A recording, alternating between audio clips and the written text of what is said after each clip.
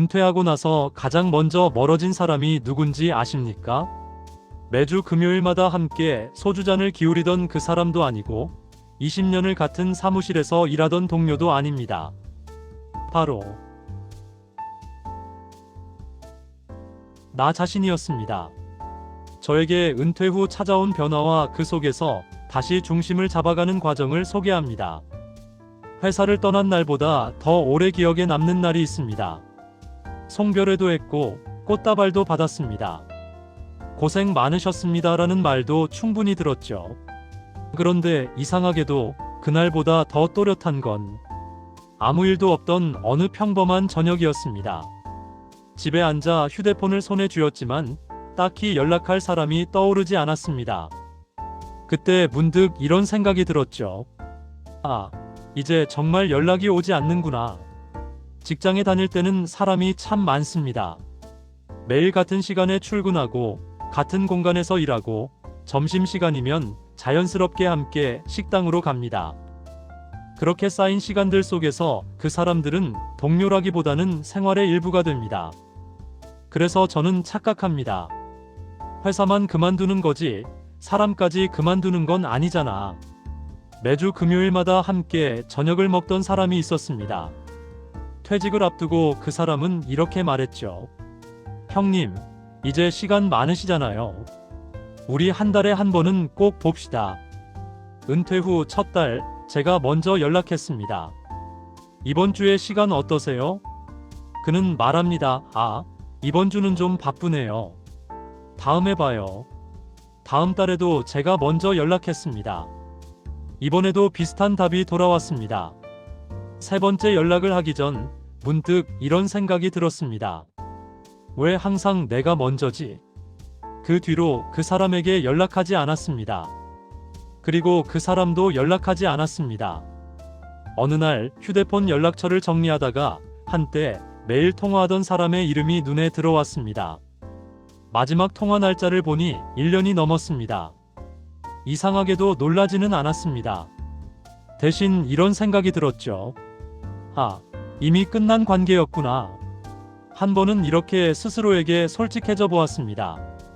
혹시 나도 누군가를 필요할 때만 찾았던 건 아닐까?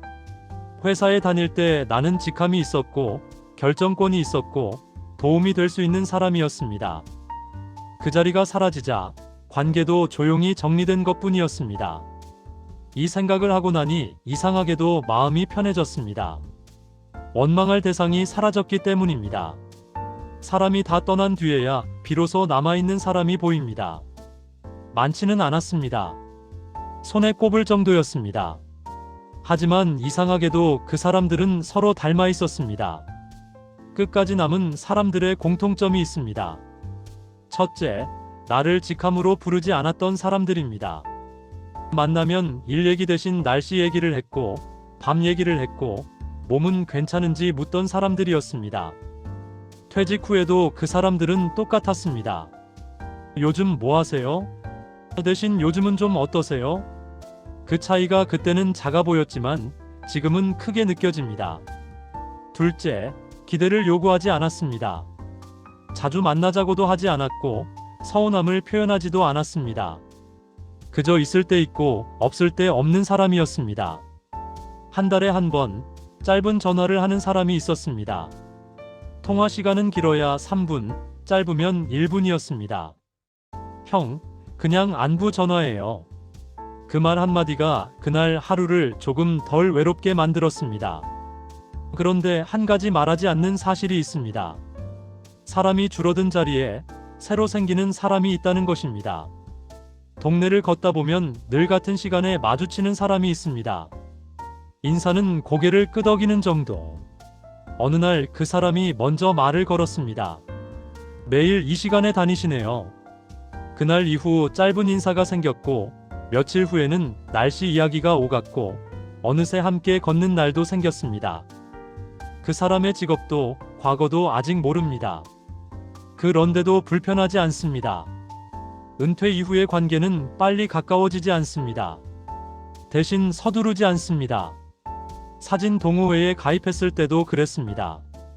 처음 만난 날 아무도 과거를 묻지 않았습니다. 카메라 이야기만 했고 사진 이야기만 했습니다. 그게 편했습니다. 늦게 생긴 관계는 서로를 이상화하지 않습니다. 기대가 없기 때문에 실망도 적습니다. 그래서 오래 갑니다. 은퇴 후 사람이 줄어들고 약속이 사라지고 하루가 길어졌을 때 처음엔 그 시간이 견디기 힘듭니다. 그런데 어느 날 문득 알게 됩니다. 혼자가 덜 불편해졌다는 걸. 이제는 혼자와 친해지기 시작했습니다. 혼자는 어느 날 갑자기 찾아오지 않습니다. 조금씩 스며듭니다. 외로움은 사람이 없어서가 아니라 사람을 기다릴 때 생깁니다. 반대로 고요는 기다릴 대상이 사라질 때 옵니다. 혼자가 익숙해진다는 건 사람을 포기한다는 뜻이 아닙니다. 기대를 정리했다는 뜻에 가깝습니다. 어느 날부터 휴대폰을 자주 보지 않게 됩니다. 벨이 울려도 놀라지 않고 울리지 않아도 서운하지 않습니다. 그 조용함이 처음엔 낯설었지만 이제는 편안합니다.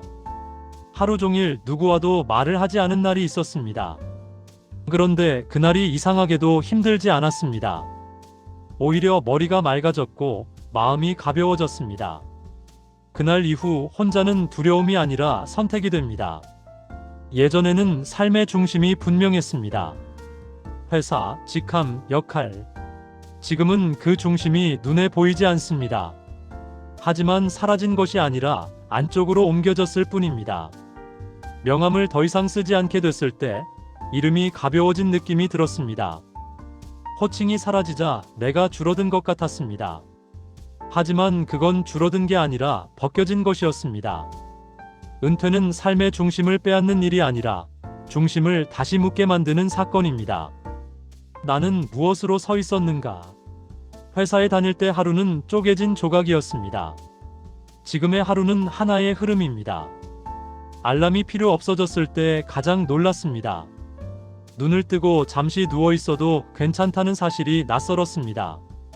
아침은 시작이 아니라 천천히 열리는 문이 되었습니다. 지금의 하루에는 꼭 있어야 하는 것이 많지 않습니다. 밥 한 끼, 짧은 산책, 조용한 시간. 그것만 있어도 하루는 충분히 완성됩니다. 예전엔 하루가 끝나면 스스로를 평가했습니다. 지금은 그만두었습니다. 잘 보낸 날, 못 보낸 날 대신 그냥 보낸 날이 생겼습니다. 은퇴 후 사람들이 가장 많이 묻는 질문이 있습니다. 요즘 시간 많으시죠? 처음엔 웃으며 대답했습니다. 네, 좀 많아졌죠. 하지만 속으로는 이렇게 생각했습니다. 시간이 많아진 게 아니라 시간을 채울 이유가 사라졌을 뿐인데. 은퇴는 끝이 아닙니다. 중심을 다시 찾는 시작입니다. 사람이 줄어드는 건 외로운 일이지만 그 속에서 우리는 세 가지를 발견합니다. 첫째, 진짜 관계가 누구와의 관계인지 알게 됩니다. 둘째, 혼자 있는 법을 배우게 됩니다. 셋째, 삶의 중심이 밖이 아니라 안에 있음을 깨닫습니다. 떠난 사람보다 남은 시간을 어떻게 채울 것인가? 그것이 이제 우리가 마주한 진짜 질문입니다. 사람이 다 떠난 뒤에야 비로소 남아있는 사람이 보입니다. 그리고 그 사람 중 하나는 바로 나 자신입니다. 이젠 외롭지 않고 제 자신을 위한 시간을 갖게 되었습니다. 시청 감사합니다.